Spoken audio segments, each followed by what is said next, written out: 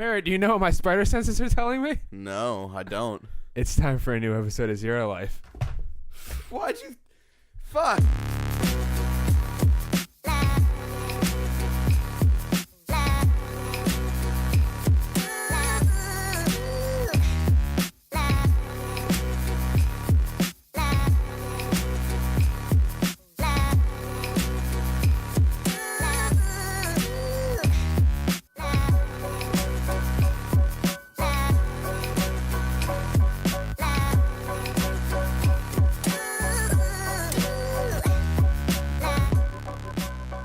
Hello, everybody, and welcome to another episode of Zero Life. My name is Sean, and with me, as always, is Barrett. I think so. I think that's who I am. Right? The Ned to my Peter Parker, Barrett Courtney. No, I'd like to think of myself as the Vulture to your Peter Parker. You're gonna drop me in a lake? Yeah, man. Let's go. That's not even a spoiler. Don't at me. So a big topic this week's clearly going to be Spider-Man. Yeah, we saw Spider-Man twice. Don't click off just yet, Cameron, and whoever else hasn't seen the movie. Yeah. I'm assuming Cameron.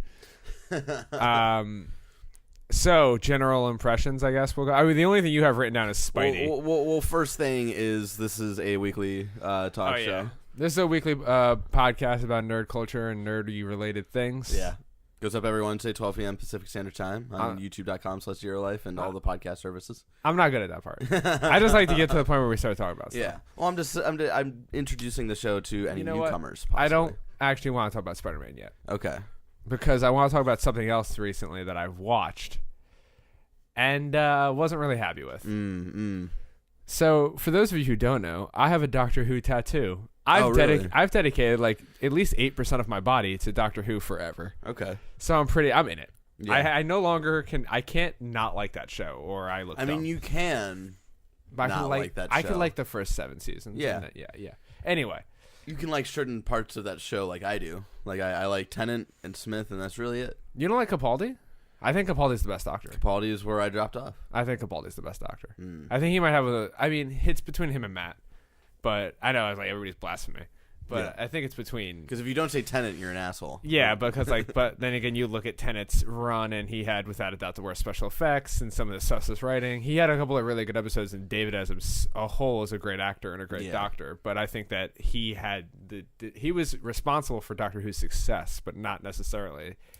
He didn't have why it's good now. Yeah, he didn't have all the advantages that everybody else had. You know, he was working really well when with Smith a little came bit. in, like the budget was way higher, and they were like the writing a different showrunner, completely different cast. Which I think Smith has a better supporting cast. Yeah, I think undoubtedly because like you had Rose Tyler, who I don't like that much. They used her so much for way too long. Too. Then you had. They brought her back too. Yeah, like, you have times. Donna, who I didn't like, and then the companion in the 3rd season, who I also didn't really like, Martha. Okay. So like he had like 3 companions I straight up really didn't like that much. Rose is fine. I think Rose is the best one. Who I didn't even Captain really Jack like Harkness. Oh, he's amazing. The fucking best. But my big problem with like I love Doctor Who, I love Capaldi, and I actually have defended Stephen Moffat, the current showrunner, for a very long time because I think that. I don't think he's a genius like some people do. Yeah. I think he's very good at his job. Yeah, he's really great at. He does this thing where he has some good like stories. Yeah, he invented the Weaving Angels, which is what my tattoo is, and I love that arc and those enemies. But he does this thing where he likes to write himself into a corner and then write around it. Yeah, and what he does a lot of times is he just invents new rules to the universe, which is like you can only do so many times before it's he starts bullshit. And it's dumb. But, like, he wrote around the end of Doctor Who. Doctor Who should have ended with Matt Smith, where he was the last regeneration. Yes.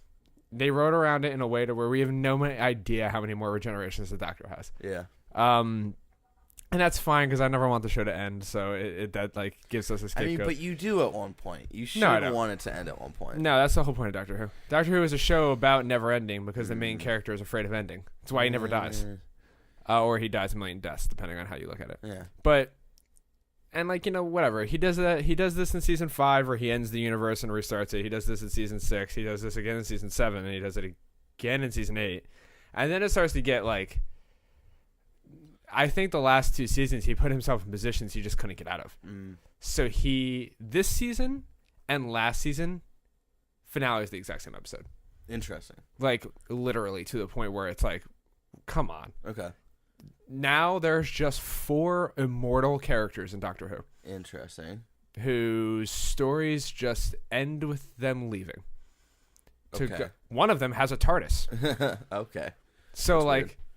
I don't know. Like, the whole arc of Clara is this amazing end, Mm-hmm.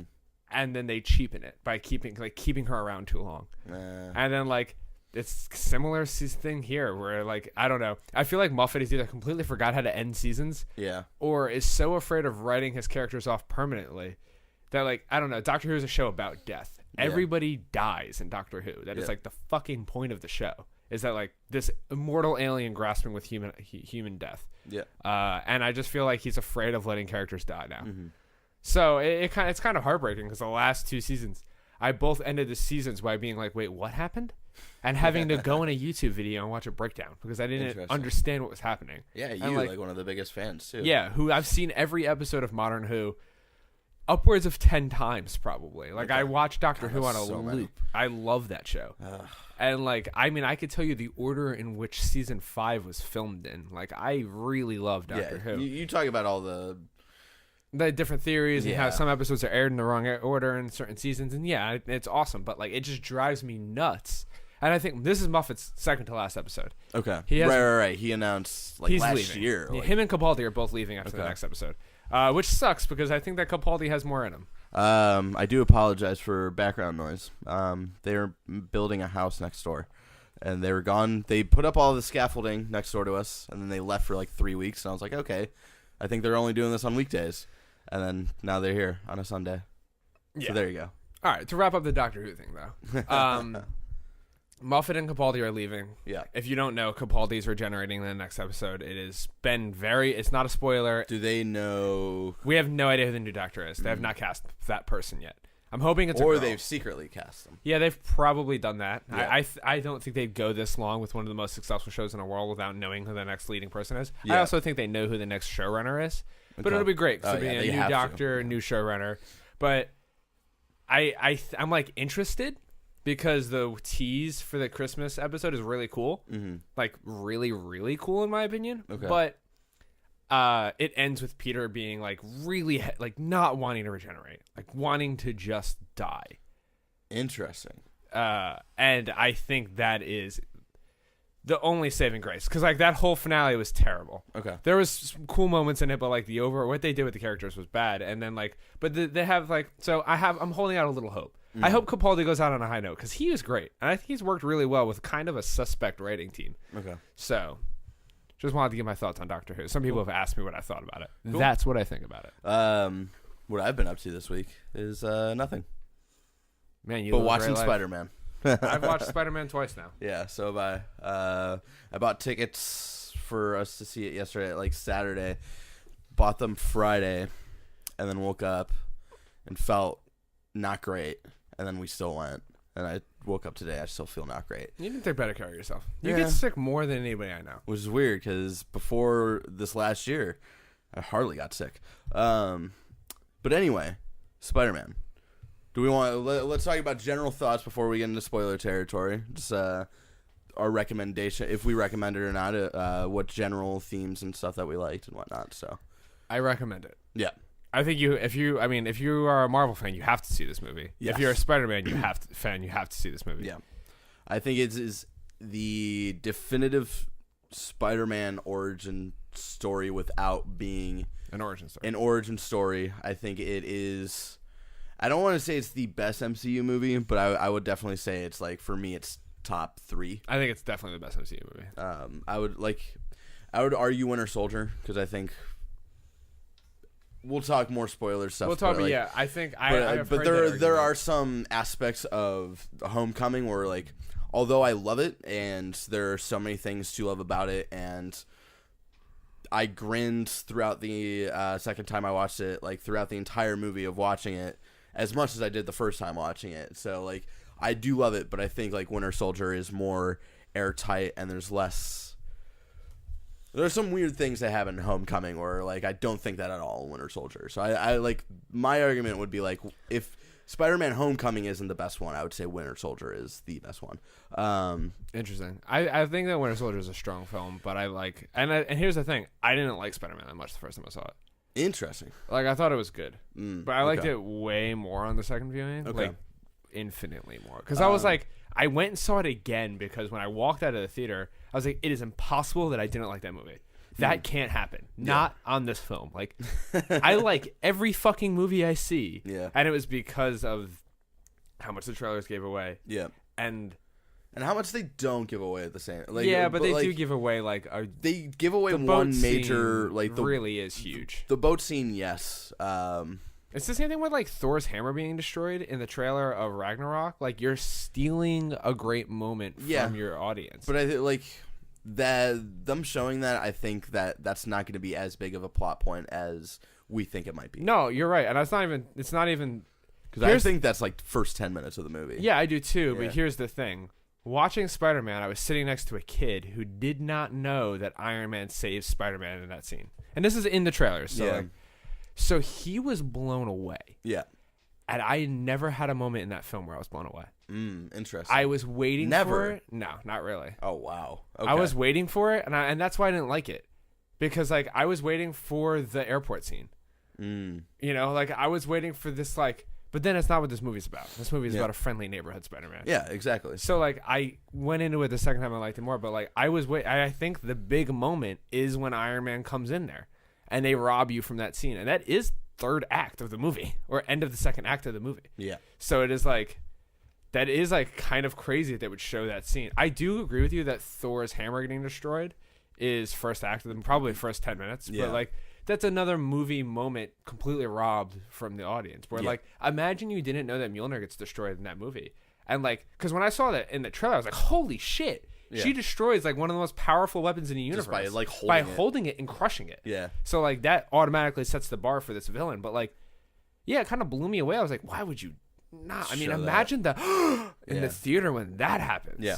And I would like to say there is a gasping moment in this movie. Oh yeah, there was a gasping moment, and it happened twice. And the audience we saw the second time sort of sucked, and they even gasped at like that big moment. I saw it in a hyped theater again. The second time was way more hyped. Well, I like to go to Balboa Theater, which is a little more like relaxed. Not a lot of people go, but that second audience like really sucks. There's so many things I was laughing at again that people are like. Huh. I was like, fuck you. I was looking around. I was like, fuck you all. I had a kind of a trying day yesterday where I woke up and I was like I was healthy, but I was like. In a meh mood, and I was like, I need an excuse to get out of the house, and I really wanted some Cinnabon. Yeah, and you didn't get it. So I took a $8 Uber to the mall. Oh man!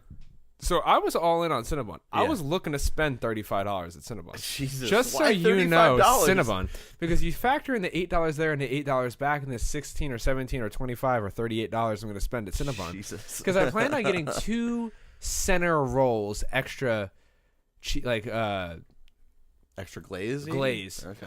And then, not cheese. And then, like, 2 centers. And then I was going to buy a family pack of the full rolls. So, like, the 20 full rolls that I was going to then bring home and periodically eat for the next rest of my life until I inevitably die from heart failure.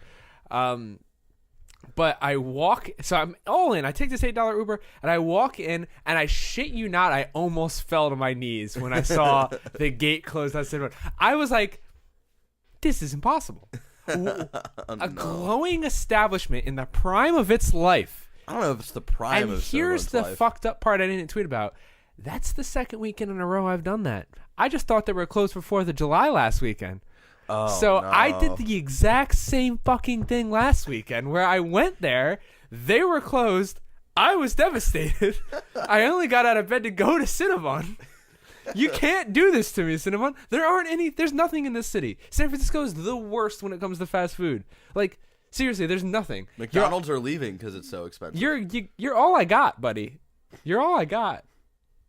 Anyway, I went to Cinnabon. So now I'm at the mall. I'm at a mall that's not that great. Yes. I go to Annie Ann's like a fucking heathen. Yeah. I get the goddamn... Annie Ann's is a fine establishment. It's a fine fucking establishment. You get those cinnamon bites... with their glaze, you got a little dipping sauce going on there. A little less. It's messy. like chewing through a tire, dude. Oh fuck They're there's no comparison. Mm. It's like AAA to Major League Ball, man. No. Yeah, I guess they're the same thing, sort of. I mean, you can kind of compare them, but there's a huge quality difference there. Cinnamon cares about you.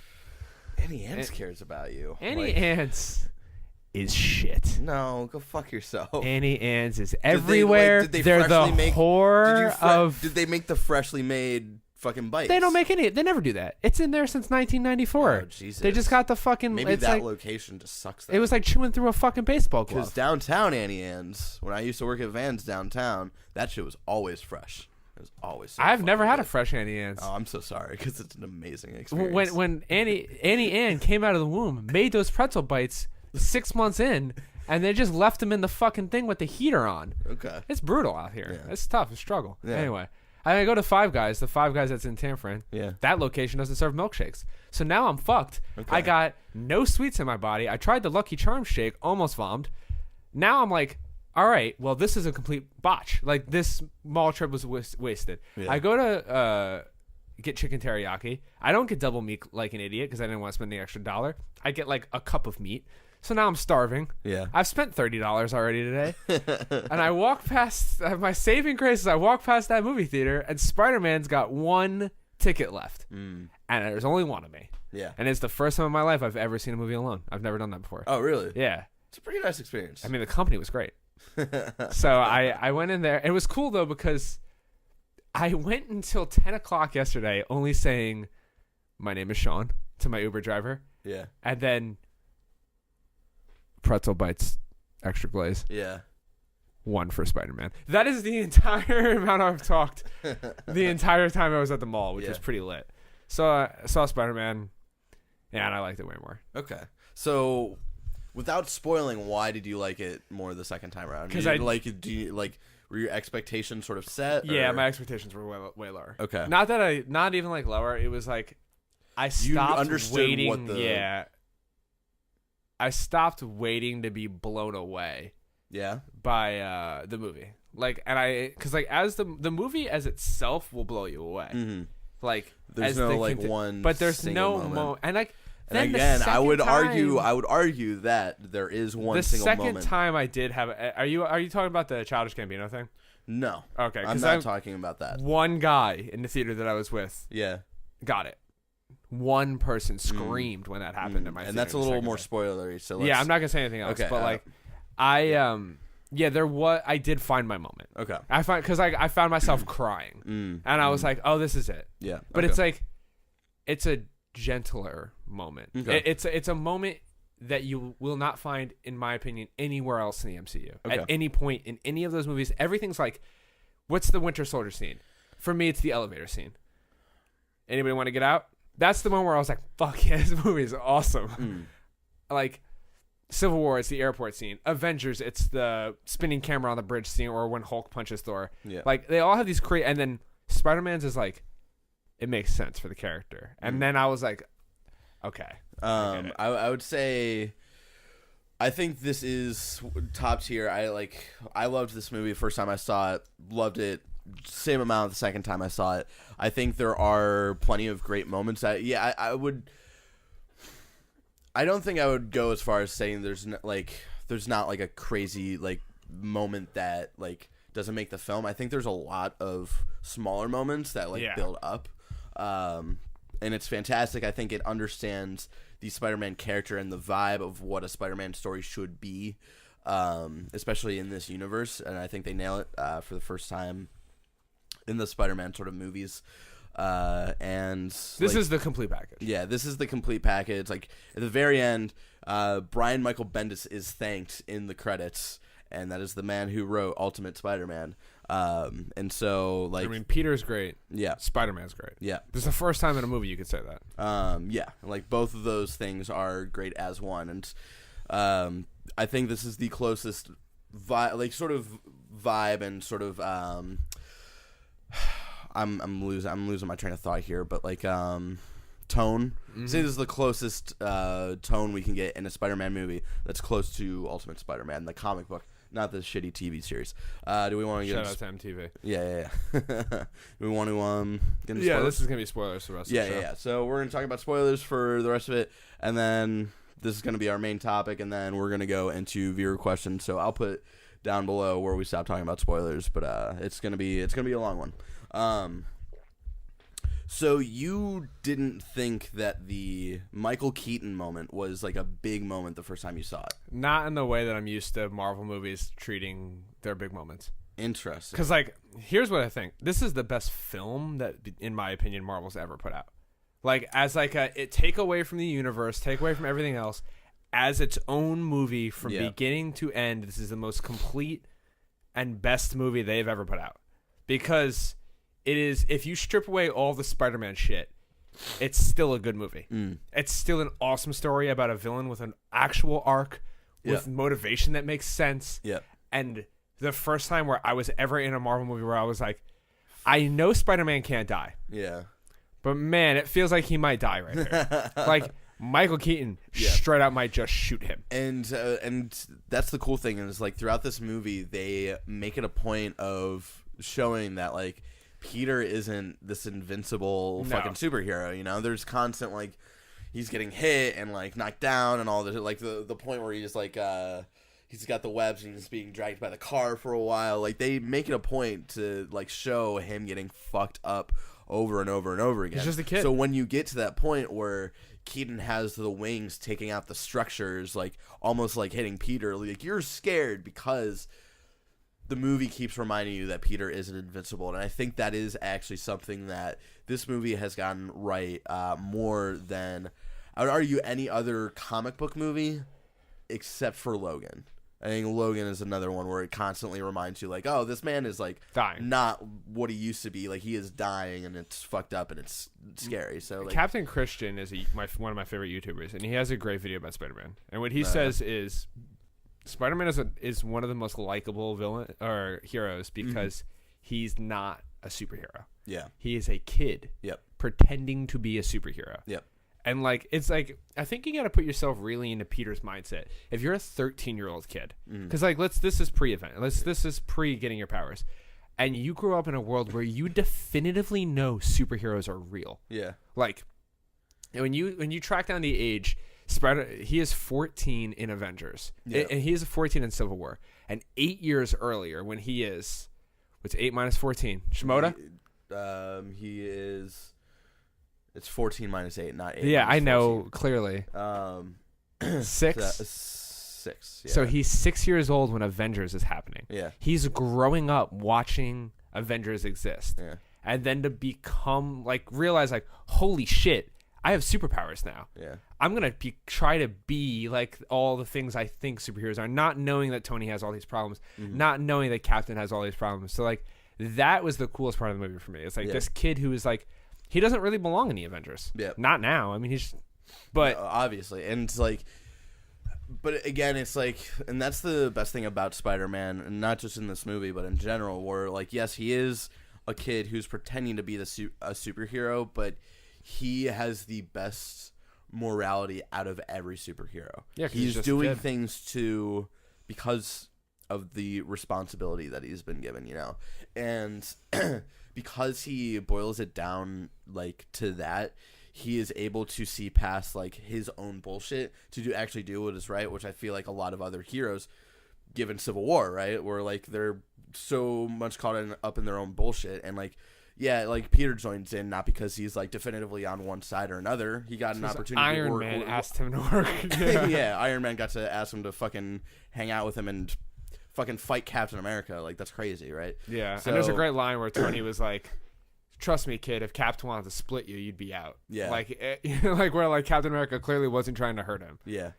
I don't know. I really liked the Michael Keaton moment. So I did too. And I think it was so well done because if you just look at it, not the way they presented it, right? Like, the villain is the, like, love interest dad. That's not, like, a new thing, but it was just the way how they sort of just escaped around it. No one saw that coming. Yeah, and it's so fucking good. Like, there were rumors of maybe Zendaya's character, Michelle, her being the daughter of Keaton. But yeah, like the whole, and I think how they did it right before that scene, right, where it's all like happy-go-lucky, and he asked her to the homecoming dance, she said yes, and they're doing the fun montage and shit, and have it go right into, your dad is the villain, and he's shell-shocked. Like, yeah. And I think Tom Holland does a great job throughout the entire film. And it's so funny because, like, in that scene, if you look at it from Keaton's perspective, it's like he's scared of meeting me because I'm the girlfriend's dad and shit, and it's so funny. I also love how they didn't. This is like the Marvel sin is they have bad villains. Yeah, they have the coolest universe with the worst villains. They're just like, here, fight another disposable army or blah blah blah. I mean, Civil War was the best, in my opinion, the best Marvel movies because they had characters fighting each other. Yeah, I mean, and the villain in that movie was still fucking awful. Captain Zemo or whatever his name is. Baron Zemo. That guy sucked. But like they made Keaton a smart guy, where he figures out that Peter is Spider-Man in 5 minutes of talking. And that he was like, "Huh, Spider-Man was in Washington. Yeah, Peter disappeared when they were in Washington. Spider-Man was in my neighborhood when we were having the party. Yep, Peter disappeared at that party. Peter's Spider-Man." And I love that they actually gave him a credible line of being able to find out that Peter is Spider-Man. Unlike Spider-Man 1 with Tobey Maguire, where like he comes in to Thanksgiving and he's got like the cut on his arm, and fucking Norman is like, "I cut Spider-Man on his arm. Peter must be Spider-Man." It was like that shit was so thin. Like, yeah, he was right, but it was like, come on, like that's. People get cuts on their arms like all the like, come on, like that's ridiculous. But like I did like that they gave this villain a line, a thread, like an actual thread that's believable of like, oh, he's Spider-Man. Okay. Yeah. And there's a great scene where he learns it. Mm-hmm. The light turns green. Yeah. And it looks, he has like the green flash in his eyes like the Vulture does. Yep. And I was like, then you're like, oh shit, he knows. And that whole scene, like, that whole scene is the best scene that I think Marvel's ever put to paper. Keaton is so fucking good. He's in this amazing. Movie. And I was scared. Like we've talked about this before. Like when we saw trailers, I was like, oh, they're not gonna do this guy like well, and Keaton is not being directed well and all this stuff. But like Keaton fucking nails it. Yeah, he crushed it. And like he is scary because of sort of how grounded Spider-Man is, and you know the movie reminds us that he's not invincible, and he's also like. You understand his motivation. He's sort of like he's got stuff to lose, but he's acting like he has nothing else. Like he has nothing to lose, and he's just the suit itself is also intimidating as fuck. Mm-hmm. Like the suit's really cool. And I don't know what it is about like seeing it in the trailer versus seeing it in the movie. But like in the trailer, I was like whatever. But in the movie, I was like, oh shit. That like, shot of him sitting on the billboard is like that was really so cool. good. And, like, the first time you sort of see him, like, pick up Peter, right? Yeah. In the neighborhood. And it's you're violent. Like, oh, shit. Yeah. You know? And he straight up goes to kill him immediately. Like, he's like, I'm just going to drag him in the atmosphere and drop him. And I like that they gave him sort of, like, this, not, like, a huge redemption, but this sort of, like, he is someone who's all about, like, being even with people and, like, giving people, like, what their worth is, you know? And so, like, he doesn't kill Peter at the homecoming dance, like in the car, because Peter saved the daughter. Yeah. And the after credits scene, he doesn't reveal who Spider-Man is because Peter saved his life, you know? And like I liked that, you know? Like the first after credits scene I don't think was the most like interesting, but I think it was like a cool little couple more seconds of spending time with Keaton's character and like also a really tease flushing him out even more. And a tease of future villains to come. Which I called in our last episode. Which is kind of crazy. So, yeah, like the deal they do on the boat, the guy who gets fucked up by the car sees Keaton in prison in the after credit scene. He's got the Scorpion tattoo, and he's obviously Scorpion. But I'm very interested to see who his associates are. Because he mentioned his associates who want to slit Peter's throat, or Spider-Man's throat, you know? So I'm interested to see who else he might be talking because Scorpion's not cool enough to carry he's like Shocker in this movie. I think he might possibly be working for Norman Osborn in some way, shape, or form. We didn't even get a hint of Osborn in this movie. And I also think that's cool a little bit because that's very much like Ultimate, where Peter gets the bite and like the sort of first round of Green Goblin happens in the first couple months. and then Goblin sort of fucks off. Like, they have like one fight. Peter doesn't really know like who Green Goblin is, and then he like disappears and doesn't see him. Like, this is the first volume. He doesn't see him again until like volume 3 or 4 or whatever. And so he just goes away. And so I think that might be cool of like if they do the Osborn story of like, oh, they've been away for a while and shit, and like now like Norman Osborn knows how to control this Green Goblin serum shit that he's got and whatnot. So yeah, one of the great things about this is too where they like, you really brought it up earlier, he's not good at being Spider-Man. Yeah, and like, he doesn't really get it yet. And like that was the cardinal sin, in my opinion, of the first 2 trilogy or the first 2 reboots or whatever you want to call them. Whatever. Toby and Andrew. Yeah. Where it was like, oh, I'm Spider-Man.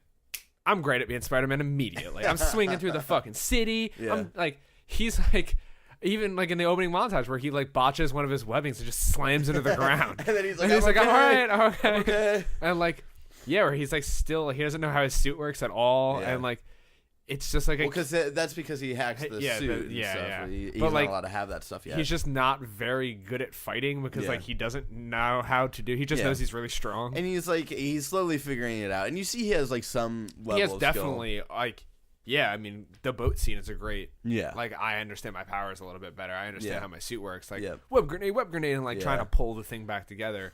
And I do like that he does talk to him and to himself in stressful situations, because that's a very Peter Parker thing to do too. Yeah, I think that's one of the things I think they nail, and it just makes it feel more like, I think they're kind of funny. You guys brought this up with like that whole beginning montage where he's like, hey, you're that guy from YouTube. And he does do the a flip.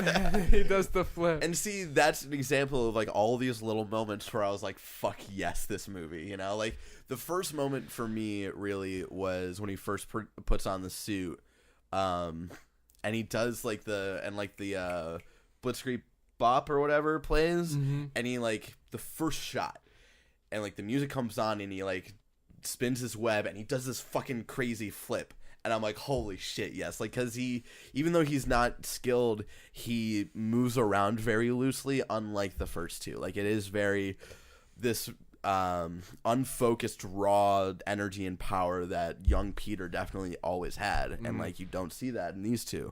And so you see that in Tom Holland. And, like, that moment, I was like, fuck yeah. And then, like, 30 seconds later, he's like, hey, do a flip. And he does the flip. I'm like, yes. And that's why I love this movie so much. Like, yeah, there's no badass moment, but that's never. I actually think there is. That's never been Spider-Man though. Yeah, like, he has his moments, but there's no like big. Yeah, there's never like pan and it's the group of people. That's not Spider-Man. Yeah, and I do agree where like their moments in this movie are like a kid coming to grips that he has to be a superhero. Like where he's like. Because it's all fun and games when you're swinging around the city and you're helping grandmas get around like he does in the beginning. And he thinks he can do like take on Vulture and stuff. Then he's like, I'm not a. It's so great, man. Like, I'm not a kid. And then like Ned's like, but you are a kid. Yeah. And he's like, yeah, I'm a kid that could stop a bus with his bare hands. Yeah. And then like you go later in the movie and he's being crushed to death, and like. I almost get emotional talking about it because that scene is so great. That's my favorite and it's scene. So like out. It's so raw. It's out there, and it's like because most of the tone of the movie is very light and all of this stuff, and then it hits you with like he is stuck under this rubble. He's dying basically. He's being crushed, and he is like yelling for help, and like you are reminded as the audience, like, oh fuck, this isn't Tobey Maguire, this isn't Andrew Garfield who was 40 when he played Spider-Man. Like this is a child, you know? Yeah, and like he's literally he takes the mask off and he's like begging for help. Like someone please help me. I'm stuck down here. Yep. And like that moment is so scary. Yeah. Like seeing this, and he does a great like changes his voice. He doesn't talk like that throughout the entire movie. Yeah, it's like a pitch higher and all that shit. And he's like begging and screaming for his life. And then he like, I know you hate the scene where he sees the Spider-Man mask in the water. It's like so we go to that shot, right? And then like I get what they're doing, and I get it's like this look at like I now need to be the superhero. That like you need to have that moment. It's fine. That shot just looks really weird. I like it, and it's very telegraphed. It feels like something that would happen in Tobey Maguire. It feels like that shot felt like something that would happen in a superhero movie 15 years ago, where the rest of this movie didn't feel like that at all. And so that was like, it wasn't a bad shot. I just felt like it was unimaginative. My big problem with it is that he clearly drops his mask into that soaking pile of water, and he's wearing it in the next scene. That's gross. Like, that's disgusting. Yeah. But like, that is my favorite scene of the movie, where he yeah. Because like, and then I don't know, that whole moment of like flipping around the city is awesome. And now Iron Man's not here because I took my fucking tracker out of I don't have the suit anymore, and like, I have no way of calling for help. Ned can't get to me. He's just a kid. Like, all of my teammates, like, the people I have with me right now are kids. Yeah. Like, it has to be me. Mm-hmm. And he, like, lifts that building up off of him, which shows you how strong Spider-Man is. Yeah. But it wasn't it was the air conditioning unit. It's like the air duct thing. It was huge, but, like, best supporting cast goes too. Oh my god! What a great supporting cast! I love Ned. Ned is amazing. Fucking hilarious. He's the exact way you would act. And he even has like a little arc where he's like, "I want to be the guy in the chair," and then he gets to be the guy in the chair. I was watching porn. Like, that moment is so great. It's so good. It's like, Ned is fucking great. And then we get you also called this the MJ moment where. They call her a different name, and then at the very end, she's like, "Call me MJ," and it's like, that's fine. They called her Michelle though, which is very. So, I've read a bunch of interviews with Feige, Kevin Feige, who's like the producer for all these movies, and he said her character is not Mary Jane. Like, she's not like Michelle something Watson or anything, but she is MJ in this universe. So her first name is Michelle, her middle name is probably something like Jeremy. Yeah, okay. And then she's a different character than Mary Jane, but she's MJ. It's weird. I don't get it. She's funny. Yeah, she is. She's really funny in that movie. And she is very much like she reminds me a lot of a combination of Gwen Stacy and Mary Jane in the Ultimate Universe, where like very like I don't give a shit, like the I don't give a shit part is very Gwen Stacy, and then the like sort of like but I also pay attention to everything he does is very Mary Jane and shit. I love how she gives him the finger at the homecoming dance. It's like the funniest part. She like looks in. She's like, "Oh hey." That whole homecoming scene, back to the car scene. We're jumping around, but like there's a lot to talk about. I just saved your life. What do you say?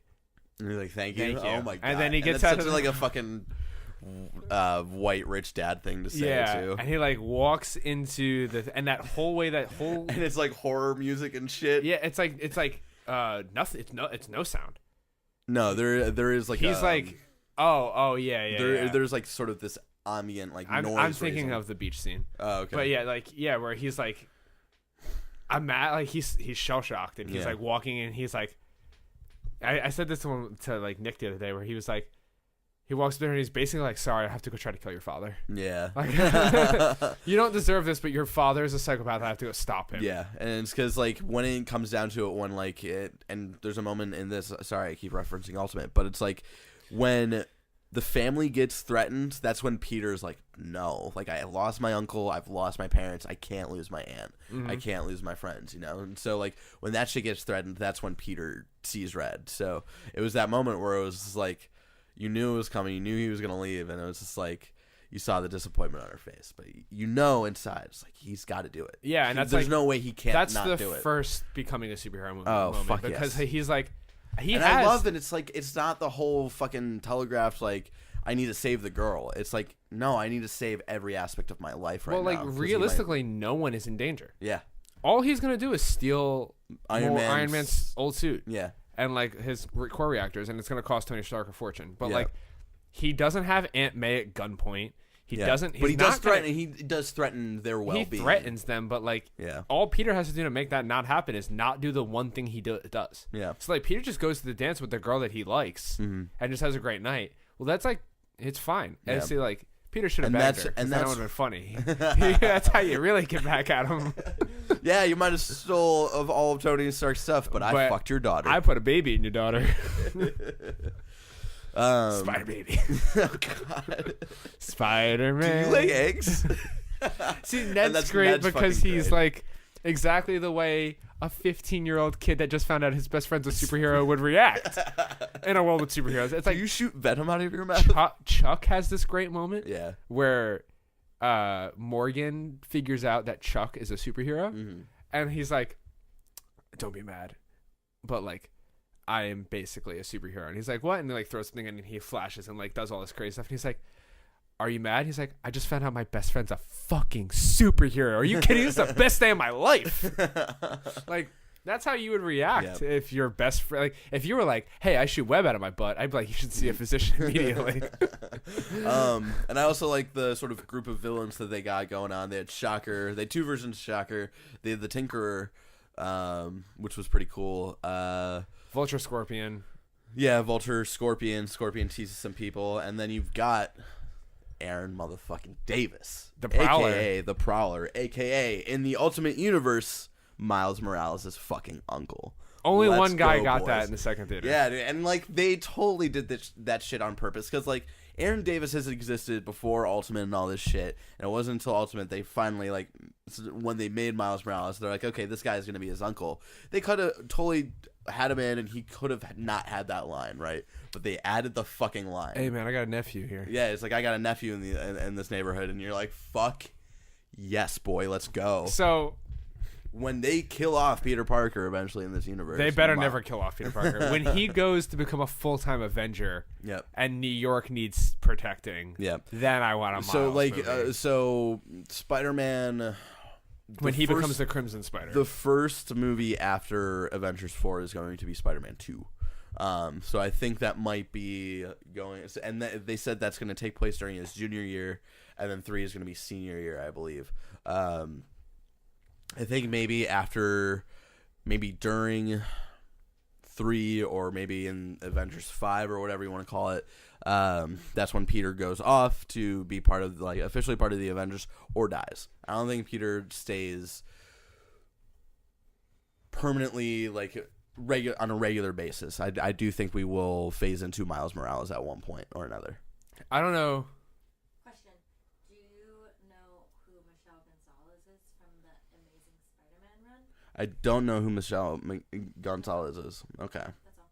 Alyssa was trying to stump me on Spider-Man knowledge, and she totally did. So, anyway. But yeah, I don't know if we'll ever get actually get Miles Morales. I think that was just a throwaway line. No, but come on. I hope that we do. But don't tease that. Don't fucking do that to me. Let me just tell you about what it was like to see my favorite human alive being a Spider-Man movie. Being a Spider-Man movie. And where he's it was wanted to be in a Spider-Man movie for so fucking long. And it was like. And it's like he crushes it. He just kills everything he's in all the time. But like that whole scene is so great when he comes in an interrogation mode. And I was listening to the KF boys too, and like they made a good observation where it's like this is sort of like the first time in like a superhero big AAA blockbuster movie where like someone sort of like plays a thug and actually feels like a thug. It's not like this overdone like, yo, what up? I'm the fucking badass like homie Gene. Like he's just like, yo, what up? Like I'm here. I've got ice cream in the car, dude. That's what I was just thinking. No, you fix this. Yeah. You deserve that. You're a criminal. You're a bad guy. And that's one example, and it's sort of you can see that in a bunch of other examples throughout this movie. Is like people are sort of just people in this movie, you know, like the fucking guys yelling him to do a flip, and like and Ned and all of this shit. When he stops the guy breaking into his own car. Yeah. Hey, you shouldn't steal cars. This is my car. That's so great that when he like hits Childish with the webbing, and then he's like, "Can I give you some advice? You gotta get better at this part of the job." He's like, "What? I'm intimidated." But I liked Karen. Karen was great. I thought Karen was great. Kiss her, Peter. So, piece of trivia here: who's the girl who plays the love interest in The Incredible Hulk? Is that Liv Tyler? I think she does the voice for Karen in this, which is pretty cool. Yeah, I really liked Karen. I actually really loved the Washington D.C. scene.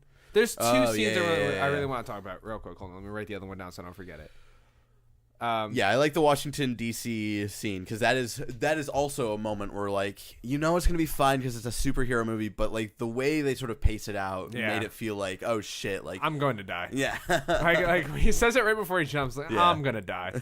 Like it is really awesome. I love how he saves them. Like I love we've never really seen Spider-Man in DC. yeah, So like him on the Washington Monument was like really cool. yeah, I knew instantly that people had to figure out, like, I don't know how everybody on the debate team didn't figure out that Peter's Spider-Man immediately. yeah. Whereas like They're Spider-Man's dumb kids. Spider-Man's only in Queens, New York. Yeah, And now the 6 of us are In only Washington. in Washington from Queens, New York, and now there's only 5 of us here and we're in trouble. Peter's not here, but Spider-Man is here. Spider-Man's the same height as Peter, roughly. yeah. I think I would grant it up. I would chalk it up to like they're dumb kids and like whatever. Yeah. So, But like that whole scene with like Karen in the facility, and then like him like rushing to get back because Ned has the thing that's a bomb. yeah, And you're like, this is like really good tension. Like I'm on the edge of my seat here, and like I was like bummed he didn't make it back for nationals. I like how he didn't make it back for nationals. Like they were just like, in the grand scheme of things, this is unimportant. yeah. But it's also like I think it shows of like how much Spidey is treading into his life, and I think this whole movie, like his journey, was sort of a reminder for him of like you got to find a balance somewhere. You know, You can't be all Spider-Man because all the like time. yeah, exactly. Because at the end, he's still at the group meeting and shit. You know, he's still trying to be a part of something. Because like he left all other aspects of his life. He stopped band practice. He stopped all this other shit. The decathlon was like the last sort of thing he had that was him. So I don't think it was obvious. I think it was a little more subtle, sort of arc going in the background where it's like you got to remember when to have the suit off and shit. Because that's another thing that they keep saying to him. It's like you got to think about college and all this stuff, and they don't really like bring that in the forefront at all. It's sort of a couple of throwaway lines of like, oh, you should think about this, and you should think about this class. And it's like, what, like. I'm Spider-Man. It doesn't matter, you know. But like that's how I would be. Yeah. You know, I'd be like, if I got superpowers, I'd be out of school the next day. Yeah. But like, I have bad problems balancing work and life. Yeah, like. Wrong. Hulk movie. It's Jennifer Connelly. Oh, Jennifer Connelly Connelly. from the 2000. Oh Jesus, that movie is bad. That is really bad. That is a very bad movie. Shout out to her for getting back in the MCU though. Yeah. Very bad movie. She's married in real life to Vision. Oh, I didn't know that. I like Paul Bettany. Yeah, that's Vision. I like them talking about Vision. Vision's not big on doors. On doors or walls or anything. And I like that the whole like Peter thinks it's a fucking test to prove his maturity, and Tony was like, yeah, totally, it was totally a test. We did get to see so the Crimson Spider armor that he will most likely wear in Avengers 4. I don't know if that's the true Scarlet Spider armor. Or it looked like it, at least in my opinion. It's all red and gold. It doesn't have the... We don't know that. That's true. And I think because of big blockbuster, this is still Hollywood, I don't think we ever will see that. I think they might still call it the Scarlet Spider suit. I don't think we'll ever see the fucking weird arms coming out of him and shit. Because I think they will probably look at that and be like, no, that's going to weird people out. That suit is so cool, though. Yeah, it is. When he hits the watch and it pops up, I was like, oh, shit, that is awesome. Like, I'd have been like, yo, I don't want to, I can't right now, but like, can I keep the suit? Because that's pretty sick. And I'm glad that like we're still gonna have some time of like regular Peter Parker life before he has to be a full-time Avenger. But we get to see him in Avengers 4 though. Like know that he has to. They're 3 gonna have, and 4. Yeah, so we get to see him in the next 2 Avengers movies, which is gonna be. And really that's cool. we're seeing nonstop Spider-Man for the next 4 years basically. So we got Homecoming this year, and then next year is going to be Avengers 3, and then the year after that will be Avengers 4, and then the year after that will be Spidey 2. And I wonder, like, Spidey 2 is going to have a drastically different landscape because, like, I think Captain America dies in one of these next Avengers movies. Oh, yeah. I think that a lot of the Avengers die. Because, like... No, yeah, I think these next 2 Avengers movies are going to be very important. I think when you get out of Avengers 4, because it's no longer Infinity War Part 1, Part 2, but they're still sort of going to be the same, connected arc and stuff. I think when we get out of Avengers 4, we're gonna have a almost entirely new team. I think you're gonna have Captain Marvel at the forefront. I think you might have one of the Guardians actually stick around. I think Tony's done. Yeah, he has sort of. Robert Downey Jr. has teased that he might be leaving soon. Chris Evans has been wanting to leave since fucking Captain America 2. Yeah, he's been wanting to leave since Winter Soldier. So yeah, I think you'll have Captain Marvel and Spidey sort of being the two big people from here on out after Avengers 4. Yeah, it's interesting. We definitely have to see how it all shakes out. I think Thor will be around for a little while. Yeah. Because Chris Hemsworth genuinely likes playing Thor. Yeah. And we'll probably have more Hulk stuff, but it's definitely getting to the point where I almost wonder, are they going to call up some of the Netflix kids to come play? I mean, they've said repeatedly over and over and over again that S.H.I.E.L.D. and Netflix series are not canon. Really? I didn't know that. Oh, yeah. They mention it. Feige says in the movie universe that is not movie canon. They can do whatever. That's they can play. Weird. Yeah. I thought they mentioned the Defenders in Spider-Man. No. There was a line where they talk about the Avengers and somebody else. Oh, maybe I don't I did not catch a Defenders line second time. I guess you know what, if there was, it would have been a big deal by now. People would have mentioned it. That's weird. I didn't know that. Oh yeah, they've said it multiple times. In their universe, Phil Coulson is still dead. He's not leading the secret agents of S.H.I.E.L.D. or whatever. Interesting. Yeah. Very interesting. Yeah, I didn't that's know why that. I started after they said that, I was like, oh, I don't give it. I don't really care about anymore. the Netflix series anymore. I didn't really care. I mean, I still I want to see Punishers. Yeah, I still like Daredevil. That just because it's not official canon, it's still cool. Yeah, how fucked would it be if they cast another Daredevil? Because I think they can't make it official canon because they're allowed to do a TV series, but I think Fox or whatever still owns the movie rights to Daredevil.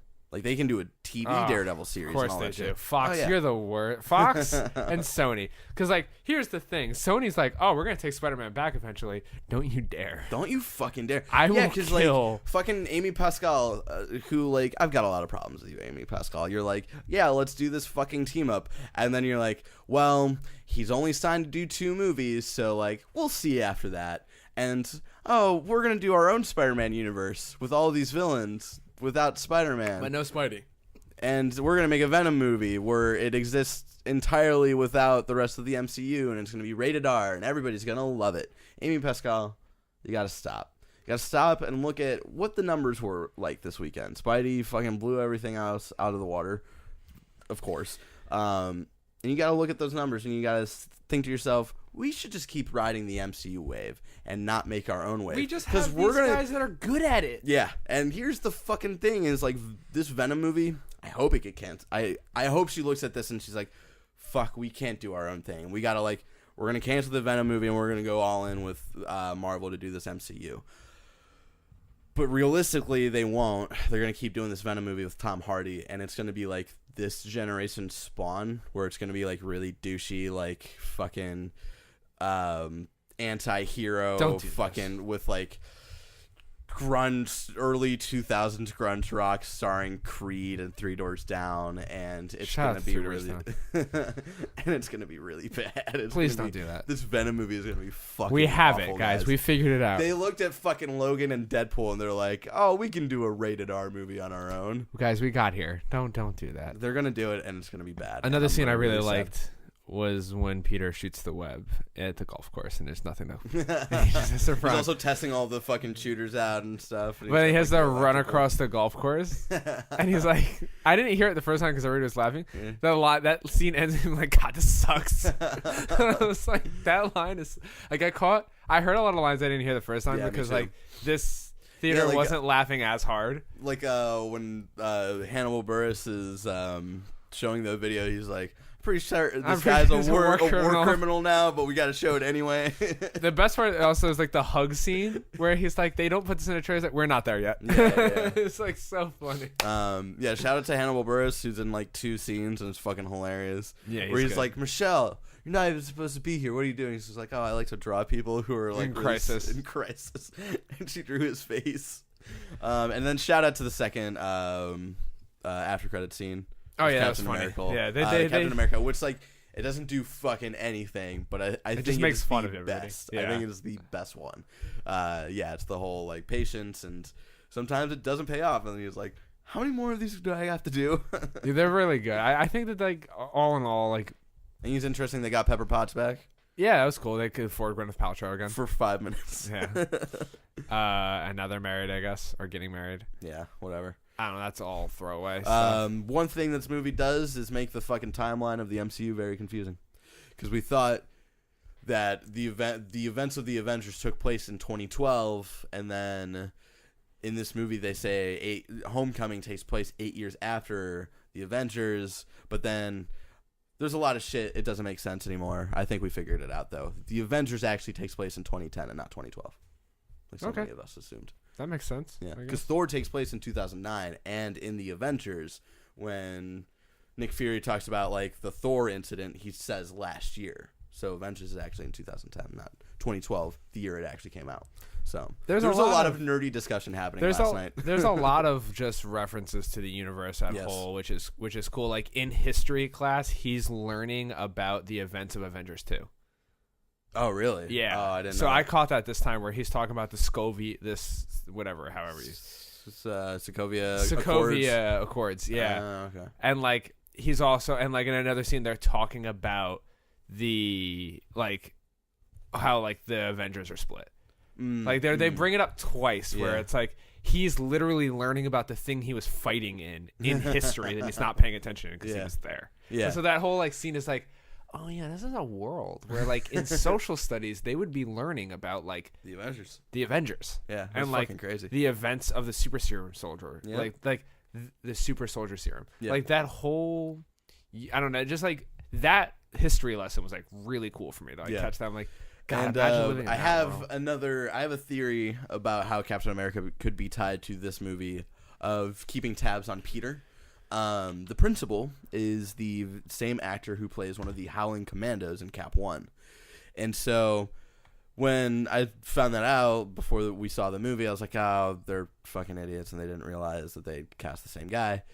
When he's in the principal's office, he has a picture photo of like him, like his grandfather himself, basically.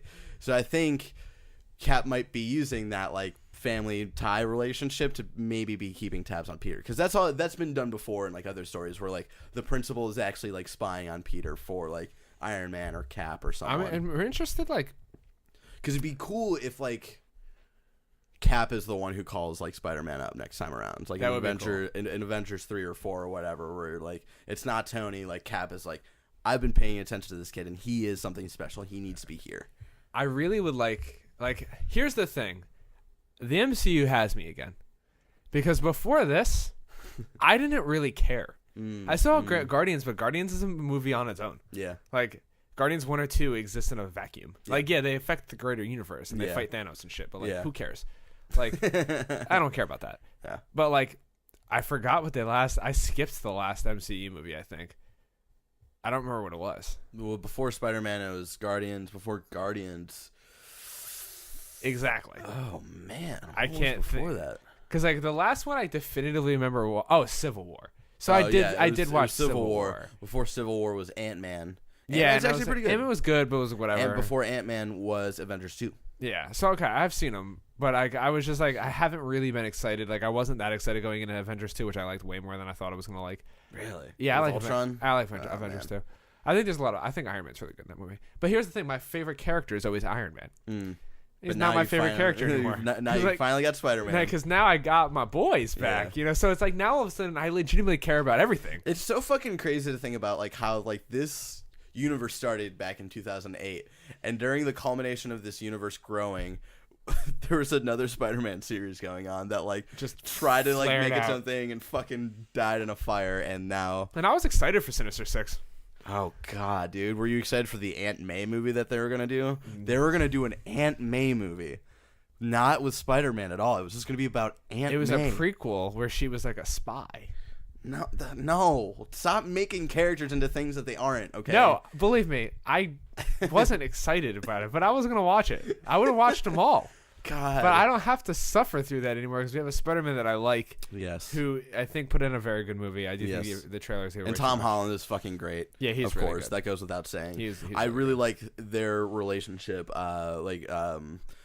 Peter and Tony, where Tony's sort of like his like dad in a way, like in this superhero universe that they're like world He's that his they're mentor. in. Yeah, exactly. Like, I like that relationship and like sort of like, all right, I'm taking the suit back. Like you fucked up major. And a lot of people are comparing the boat scene to the train scene from Spider-Man 2 with Tobey Maguire, and I think they're different. two very different scenes because Yeah. like from Spider-Man 2, Tobey Maguire with the train scene, I think that like there's similar imagery with like he's got the arms across, like sort of But dying that's, on a fucking dying on a cross, like- dying on a cross. But like The Matrix has the same Spider-Man shot. 2, that scene was used to promote a feeling of like togetherness in New York, right? Yeah. Because they all bring him on and they all like carry him, and when they like have him like basically carrying him and shit, I always remember the SpongeBob episode where SpongeBob gets carried away to like when he has his stand, he's like, dreams do come true. I always think of that. So that's what Spider-Man 2, like that's what that scene was doing. Growing up on the East Coast, by the way, that would never happen. People would be like on Vine and like Snapchat, and people would be like, this motherfucker made me miss the fucking train. My stop was back there. Like, people would be, I mean, maybe in 2004 when everyone was still like super like bummed. Yeah. But And then this one, the boat scene, I think was very much like, it was a scene promoting, like, showing off of, like, he is almost there, but he's not. And when he tries to do this shit that is actually over his head, like, Yeah. he fucks up majorly. it's a great way of showing, like, no pun intended, because he's in water. It isn't over his head. Like, he cannot. And it's like, yeah, Spider-Man. And then, like, a minute later, he's like, yeah, Iron Man. Because it's like that. Yeah, you need Iron Man. And then, like that. Oh, the argument is so great. If you really care, you'd actually be here. And then he it opens gets out up of and the he's suit. there. And if I didn't know that from the trailer, that moment would have been even way cooler. Oh, I didn't know that. Oh, yeah, that's in the trailer where he gets okay. out of the suit. Oh, Jesus. So, like, I was a knew the bad whole time trailer. that Iron Man was there. So, Yeah. like, that is another moment that would have been like, oh, shit, he is there. Yeah. Yeah, that was great. Yeah, Michael Keaton's great. This is my favorite superhero Everything's movie. great. I like this movie more than any other superhero We talked movie I've a ever lot seen. about the MCU timeline last night, and that got me nostalgic, and so I started rewatching the MCU movies over again. Watched Iron Man 1 last night. That movie's still really good. I have no patience for any of those movies. Watched The Incredible Hulk this morning. Movie's not good. It's like I fucking It's enjoy fine. it. But I it's think like and this is the thing that fascinates me. Like a lot of Phase 1 movies like aren't great, but they aren't as bad as any of the DC movies, you know? No. And it's like, you just gotta look at the DC movies and be like, guys, you don't even have to come out with a banger. Just come out with something that's Come out with fun. Wonder Woman. Hey, Wonder Woman was pretty good. Yeah, you're Yeah. right. It was about as good as Iron Man was.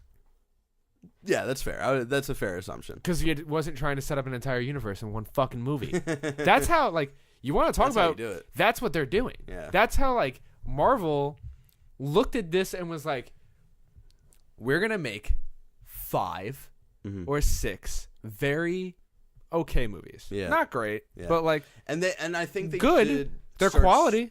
They did start to get away from like using one movie to build an entire universe, because that's why Iron Man 2 was bad. Yeah, Iron Man 2 Iron was Man 2 garbage. was like so packed in with like, oh, we got to do a Captain America reference, we got to do a fucking Thor reference, we got to do all of this shit, we got to reference all of these other villains that might be in the future. Like there was so much shit that Iron Man 2 was trying to set up. And I think after Iron Man 2, And maybe they needed that movie. yeah, and I But, think like- they did need that, because it wasn't like, again, I don't think Iron Man 2 is as bad as either Suicide Squad or Batman v Superman. It's not great, but I don't think it's as bad as those two movies. But it was their sort of fuck up where they're like, oh wait, no, we need to like take time and like. I also treat it feel with like the care. next movie came out really quick.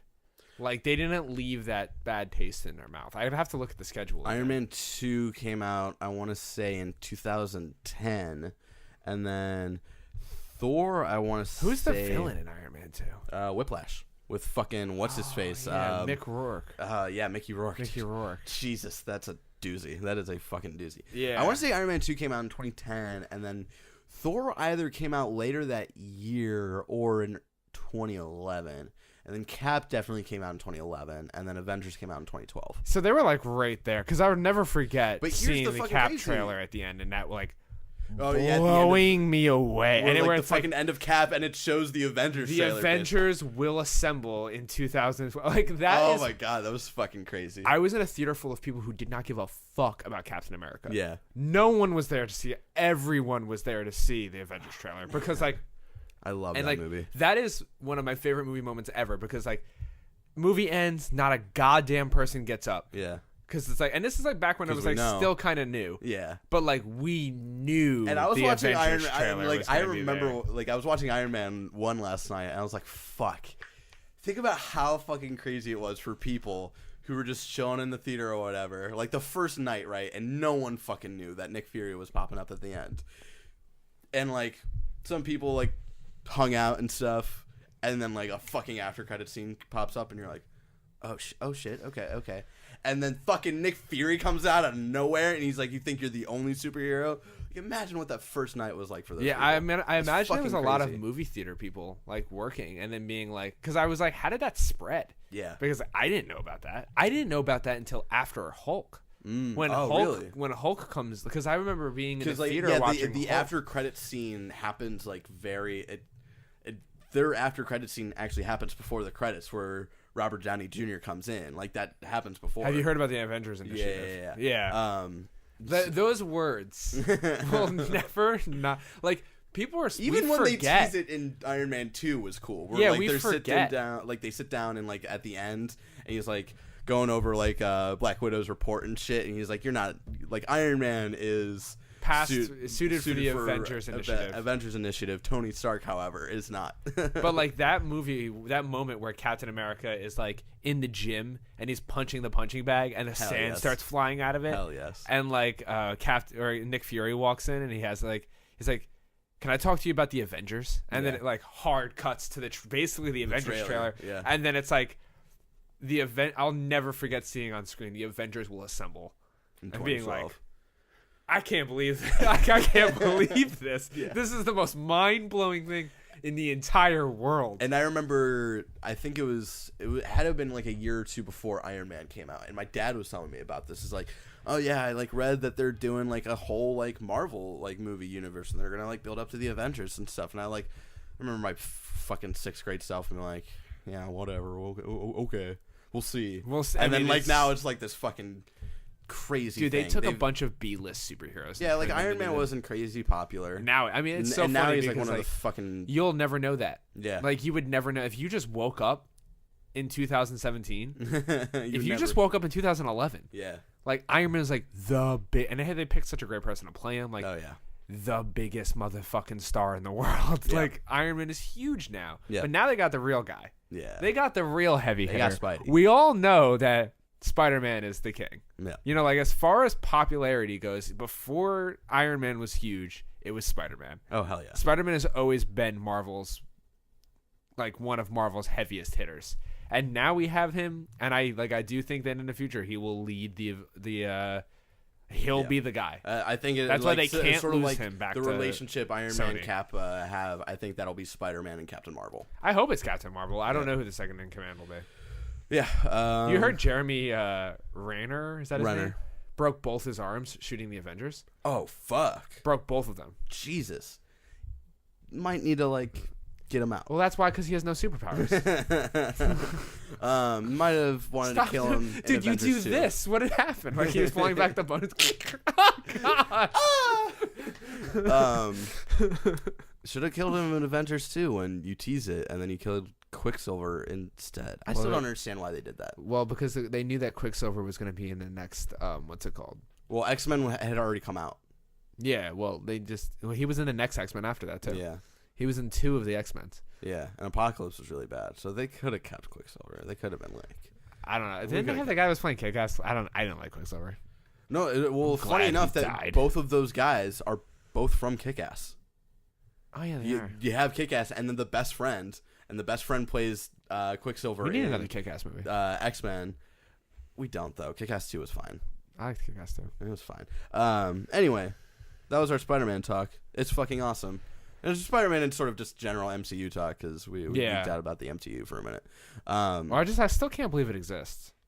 Yeah, it's You know, fucking like crazy. I still have a hard time. They made 16 movies in the span of 9 years because it's 2017 now. Iron Man came out in 2008. 16 I can't movies. believe that it exists. Yeah. Like, what an intricate plan. And again, the way they did it is that they didn't do the DC thing. Yeah, Where they did were a like, slow build. no, we're gonna do it right. We're gonna take time to develop these characters. And like, I care about Thor. Yeah. I never thought I'd say that. Like, I can't wait for Movies Ragnarok. aren't great, but still care about them. Yeah.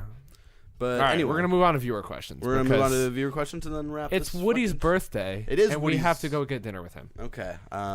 Happy birthday, Woody! Yeah.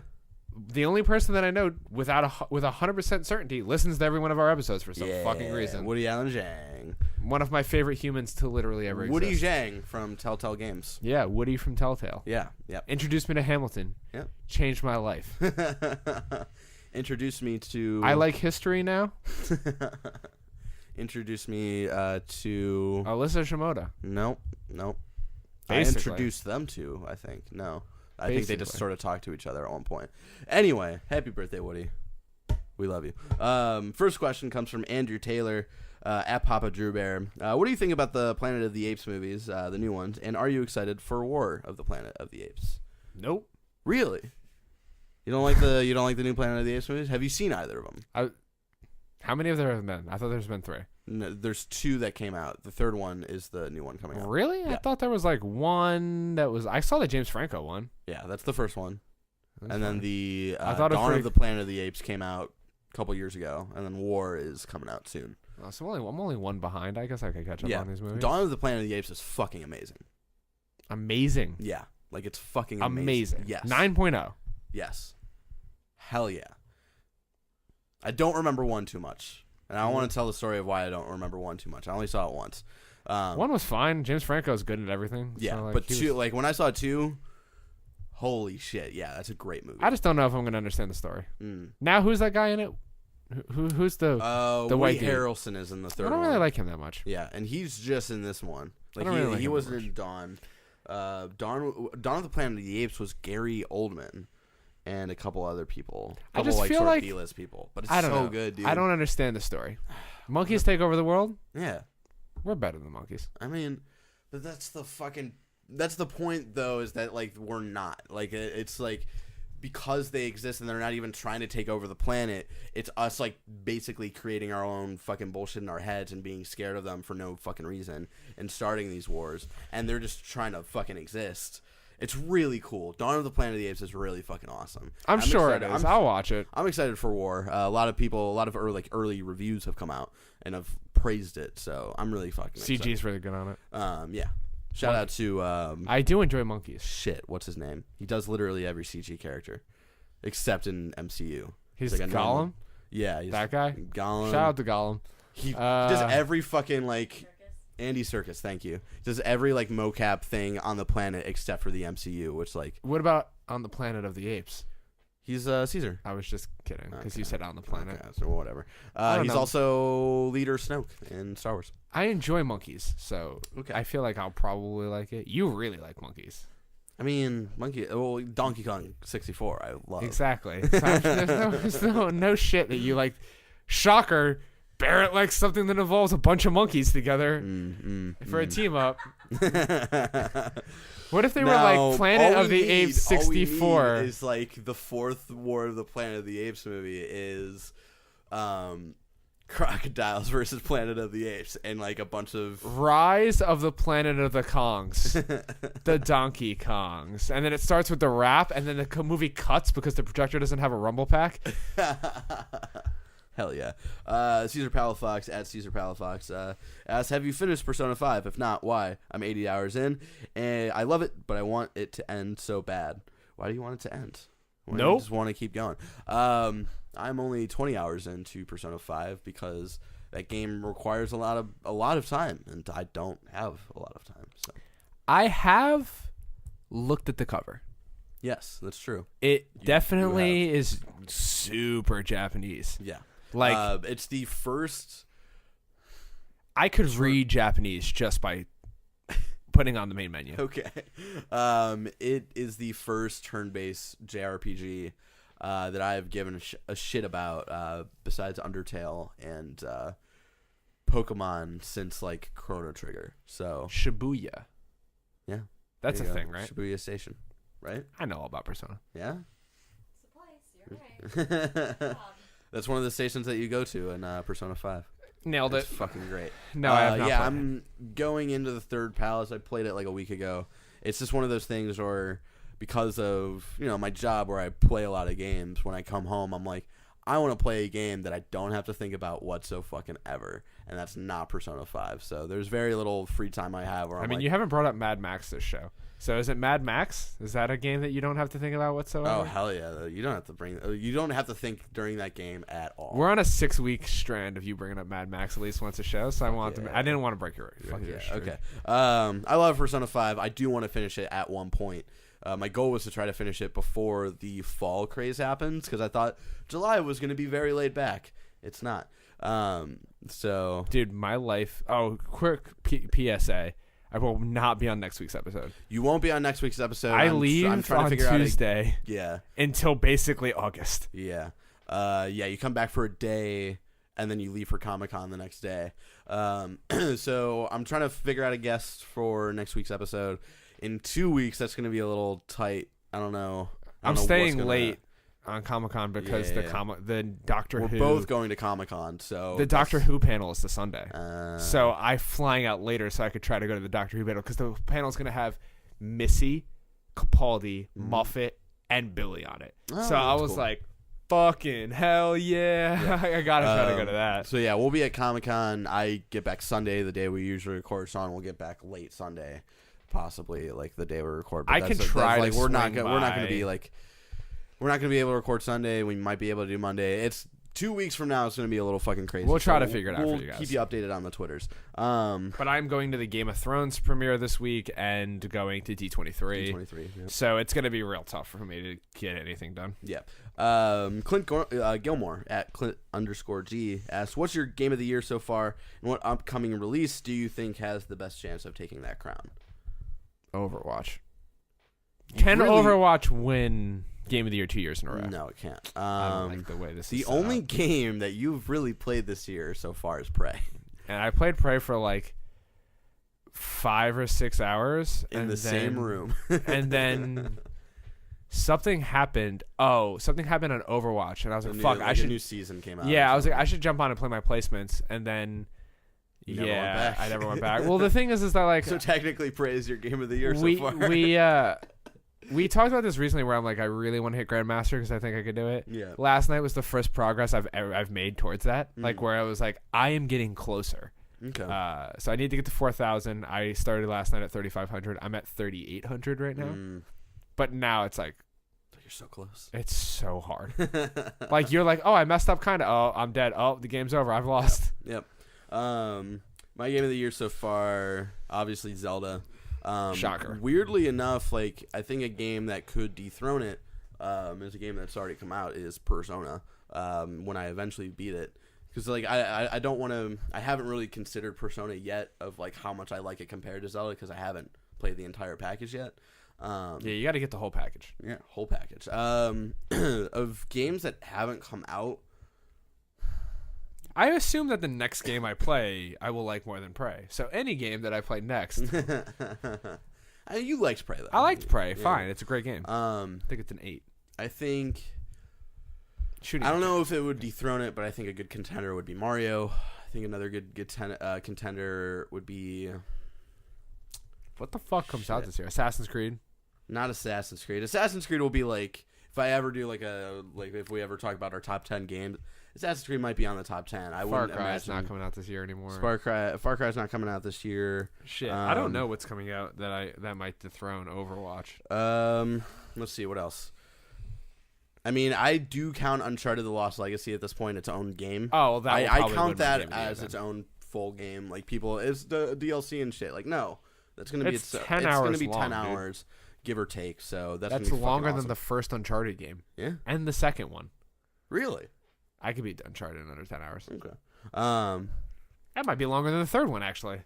Star Wars Battlefront 2 might be like another high contender there, depending on how much they fix the gameplay. Like the story and stuff looks cool, but like we haven't had a chance to feel what the moment-to-moment gameplay feels like. So, I I'm very excited for Ni no Kuni 2. I don't think it's gonna I think I'm gonna really enjoy it. I don't think it's gonna fucking be this whole holy shit, this is gonna blow me away. South Park, possibly. Oh, okay, yeah. All right, there's stuff. Yeah, South Park will probably be it's either South Park or Uncharted, probably. Yeah. So yeah, there you go. Woody, the birthday boy, asks, in the spirit of Homecoming's high school banter, kill, fuck, marry Black Widow, Scarlet Witch, and Gamora. I will not. Let me see the list. Oh God. So Black Widow, Scarlet Witch, and Gamora. Alyssa, what was your answer? Marry Gamora. You'd marry Gamora. I'd kill Gamora. And then I don't really care about the other two. Black Widow's my least favorite. So I you'd guess kill her. you'd kill Black Widow, and then you'd Scarlet Witch is fine. so you'd sleep. I would marry Black Widow. Yeah, I figured. And then I would take Scarlet Witch out to a lovely dinner.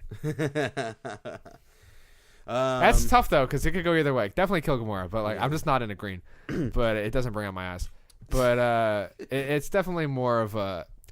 Scarlett Johansson is one of my favorite humans to ever exist. Yeah. So it's kind of tough. But I don't support conversation like that. Bucktown at Emperor Bucktown asks, who is the best constructed video game villain, and who is your favorite, if different? Dr. Robotnik. Best villain of all time. Okay. Just kidding. That's a great question. That is a really good question. This is one of those ones you got to let me know of beforehand, because now I have to fill air while I try to talk. Andrew Ryan. Yeah, Andrew Ryan is a really solid choice. I would also say I forget her name. Who's the lady in the third Uncharted game? You think her? Yeah, I really like her. I think she's the strongest of the first three Madame ones. Dupont? It's not really her name. Absolutely not. I I don't know where Madame Dupont came from, but that's a name somewhere. It is. That name exists. That is from something. I know, it's definitely from something. I think she's the strongest of the first three games of the villains. Yeah, no shit, Sherlock. The other one's a Yeti. Dude, 2 was You bad. win by default. Dude, 2's ending is fucking bad. Can we just talk about that? Yeah, 100%. Dude, Ending it's is terrible. so That's why 3 is a better bad. game. 3 is a better game. Don't at me. Yeah, 3 is better. Who's the villain in Donkey Kong 64? The Controls? K. Rool. King K. Rool. I don't know. I think that my a favorite... lot of people say Voss from Far Cry 3. Yeah, he's good, I guess. I'm trying to think of the best games I've ever played. The guy who plays Voss in Far Cry 3 is from Better Call Saul. Loop it. You got to lap it, or you won't know where to bleep it. I don't know. I think that Atlas and Andrew Ryan are two incredibly cool villains. From Atlas. What's that from? Both are from BioShock. Oh, right. Okay. I got spoilers for a game that came out literally 10 years ago. Yeah. Yeah. Besides that, I don't feel like there's a lot of fucking crazy blow your mind sort of villains. GLaDOS in Portal is pretty cool. GLaDOS is probably up there. She's probably top 3.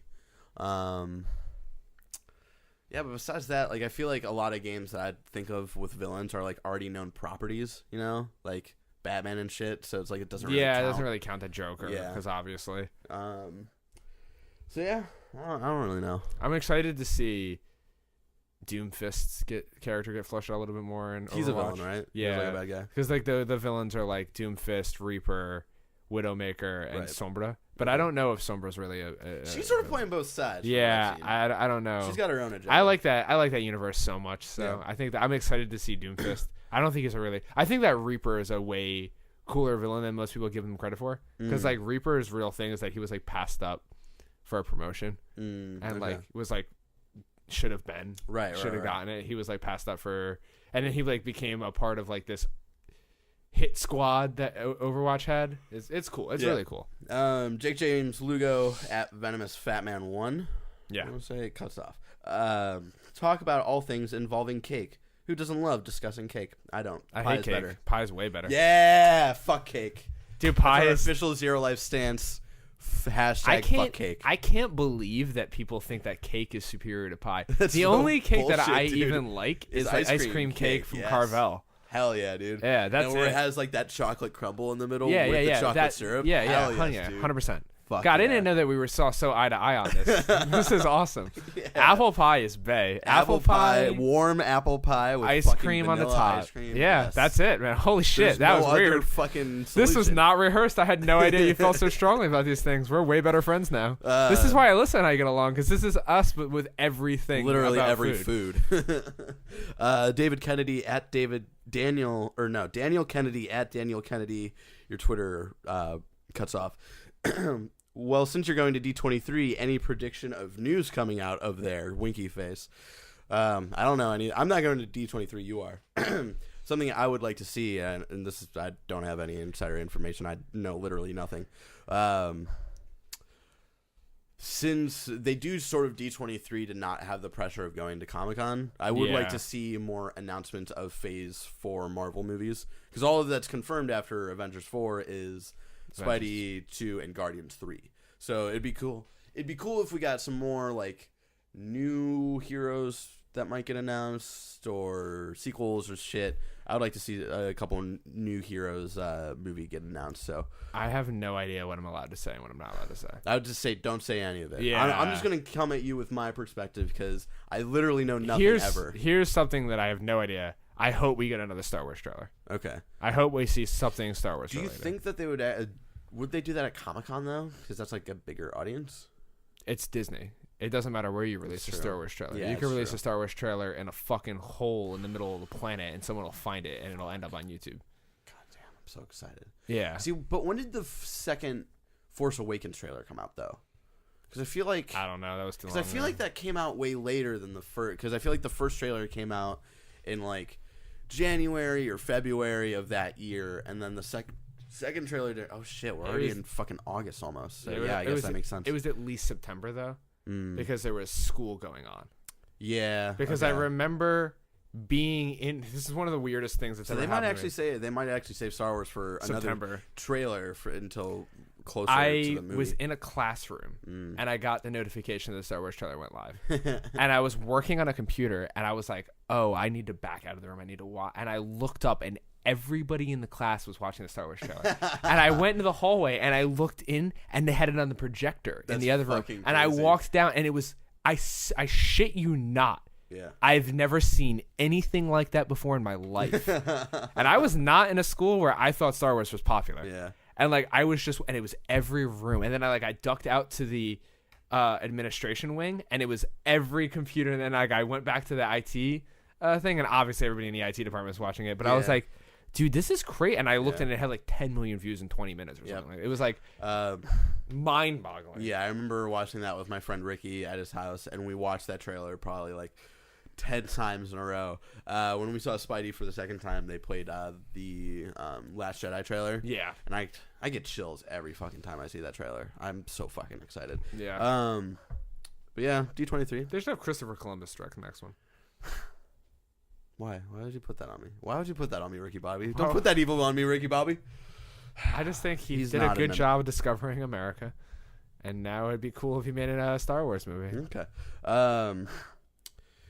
David, it finally fell. We knew it would happen. We knew it would happen eventually. The Spider-Man comic we had on our table finally fell. David Hashtag Gilsonen at The Guilty Man asks, the weirdest pinball machines you've ever saw or played. I don't really pay attention to pinball. Yeah, I don't care about pinball. Pinball's Unfortunately. fine. Sorry. And then the last question is from Andrew Francis at King Franchise 88, who just says, talk about Comic-Con. I'm excited. My second Comic-Con.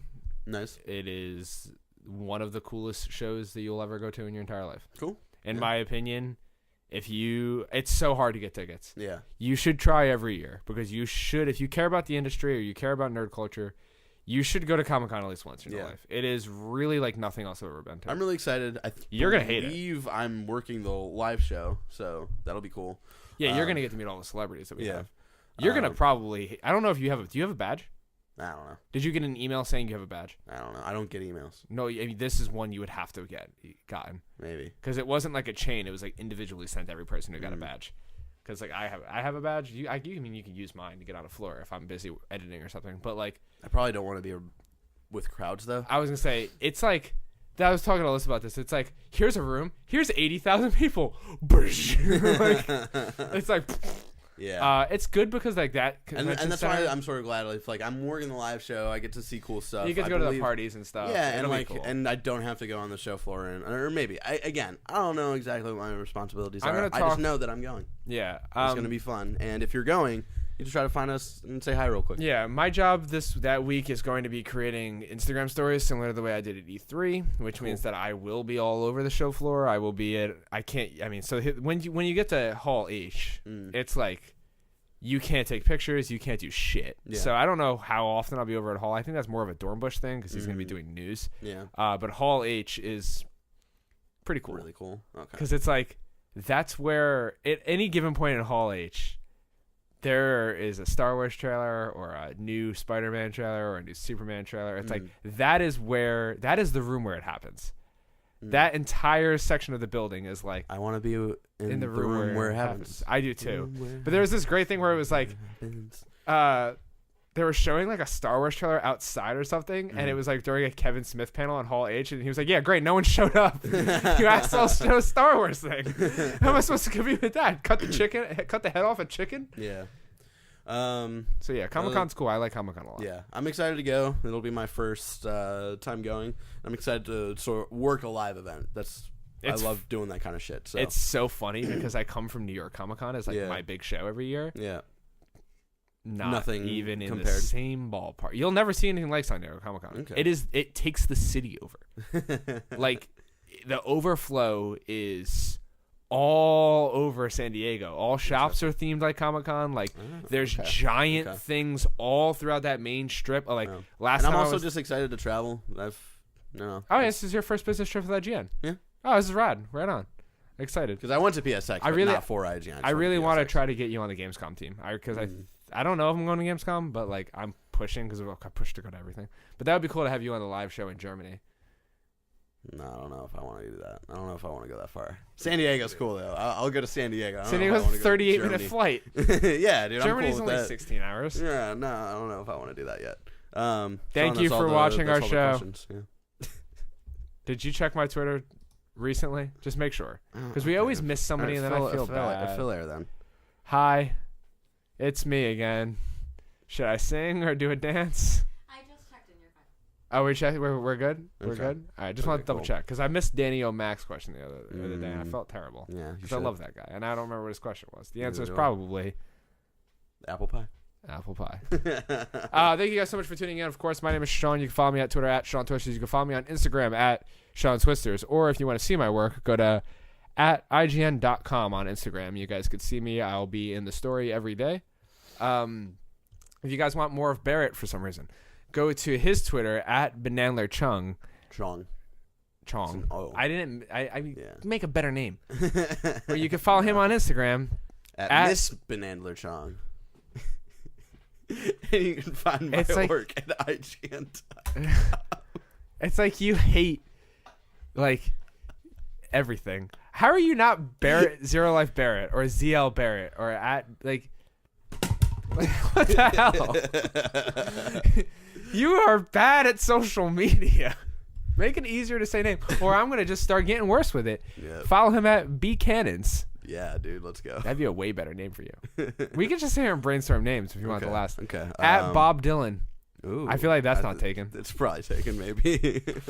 At Dylan is God. At Dumbledore Harry 431. How about that one? Yeah, that's better than That's Banandler better Chong. than Banandler Chong. Yeah, No. I mean, don't get me wrong. I think Banandler Chong is pretty fucking dope. Boys. I think Let's go. having numbers in your name is a sin, but Yeah. Follow at Banandler Chong or you're fucking up on Twitter. Just saying. I guess you didn't have that. I feel like my Cinnabons. Your Twitter feed will be infinitely cooler if you're following at Banandler Chong. So. Or follow me, and you. If you follow both of us, we don't talk. I don't associate with you out of this room. We didn't even eat lunch together this week. We're so busy. Yeah.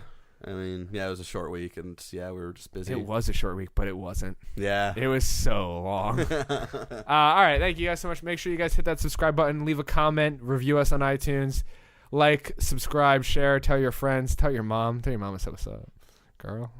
Did I forget anything? Go to patreon.com/just kidding. No. Make sure you guys go buy our shirts, though.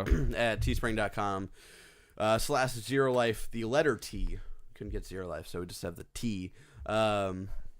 So get those shirts. Yeah, They're pretty cool. they come in black and they come in white. It's really your call. I don't see color. But until next time, hit the music, man. I mean, if you don't, what?